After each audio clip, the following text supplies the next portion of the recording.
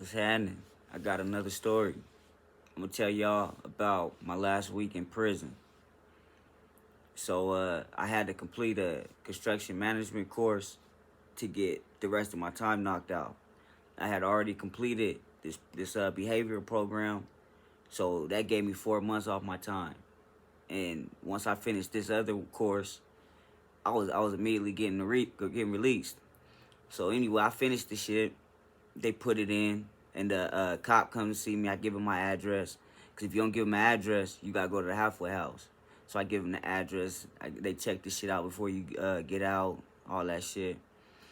And but me, I'm not even thinking I'm going nowhere. I'm thinking they're gonna pull some shit. They gonna be like, "Woo, you got this out of whoopty woo woo," some bullshit.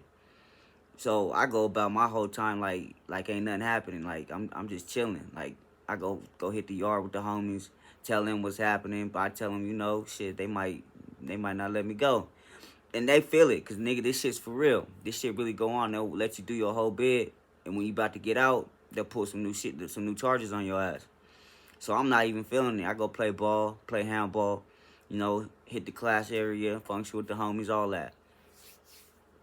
But anyway, the night before I'm supposed to get out, I can't sleep. So I'm watching TV on my bunk all night. And it's probably like 11 o'clock at night. I'm eating butterscotch. I'm eating butterscotch candy. And I started fucking choking. Like real talk choking. This shit ain't ever happened to me before either. Crazy ass shit. But anyway, so I jump up and I can't talk. So but I have my bunkie. I was gonna wake this nigga up, but I was like, man, this motherfucker gonna let me die. Cause I used to terrorize this motherfucker all day, every day. This motherfucker hated me. So I was like, fuck it. And we're in a dorm setting. So it's not no cells, it's a dorm setting. So there's like probably 12 motherfuckers right here. I'm in the front. And it's like 12 people. Then, everybody else is out too. So I could really go anybody. But I go to the homie directly across from me. I wake him up, tell him, like, nigga. And I can't talk, but I'm telling dude, and he jump off his bunk, but he half sleep too, so he jump off his bunk, he start doing this shit, pat me on my back. I'm like, fuck, I'm gonna die with this nigga, man. So I run to the bathroom area where the sinks are, and I just put a whole bunch of water in my mouth and pushed it down like real hard. Pause. And the shit, my throat broke that motherfucker, and I spit the candy out. Shit was crazy as fuck. Nigga do fucking 3 years, make it through all the shit in prison, die the last day eating some fucking butterscotch. That shit would have been all bad, man. Anyway, nigga made it, you dig? I go to sleep. Fucking, I wouldn't even sleep that long, because I stayed up a minute. I went to sleep. They called me, tell me to roll up. It's hella early, because we got to drive all the way from Gunnison to Salt Lake. And that shit takes a minute. That's just like 2-3 hours, some shit like that. So yeah, I go get my shit, and they have me in the holding cell in the holding cell and transport, waiting for the fucking van. And one of the homies, I remember one of the old school homies, he been down 33 years, but the nigga was getting ready to go home in a couple years. They gave him 35. But I remember him like, nigga, you don't even look happy, blood. I'm like, I'm boo, nigga, And he's just, take it slow, all that shit, whatever, And so finally they get us on the bus, in the black box. But shit, a lot of people don't even like that black box. They always complain about that shit, but that shit ain't never bothered me. I just figured this shit just all came with it. It is what it is. You feel me? So I'm on the bus really every time I'm on the rides. I'm chilling. I ain't even tripping. But there's 5 of us on the bus, and I was the only motherfucker getting out. One nigga just was starting his fucking bid. And I was like, God damn, I hate to be starting this shit over again.